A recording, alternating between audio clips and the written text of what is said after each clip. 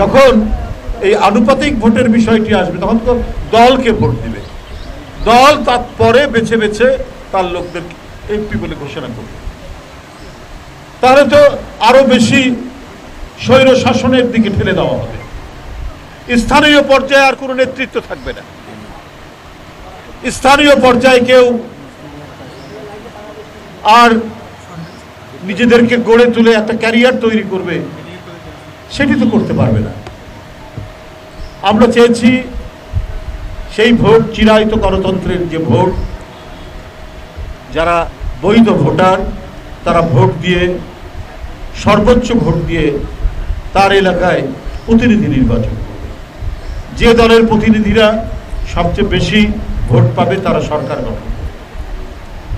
এই 18 কোটির দেশ, যেখানে প্রায় 12 কোটির মতো ভোটার, সেখানে আপনি কিভাবে এই আনুপাতিক ভোটের কথা আপনারা বলছেন?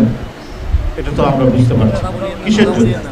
যদি নির্বাচন নিয়ে, যদি গণতন্ত্রের ধারাবাহিকতা নিয়ে, যে গণতন্ত্র উদ্ধার করতে গিয়ে এত জীবন, এত রক্তদান, যে গণতন্ত্রের জন্য দেশের কোটি কোটি মানুষের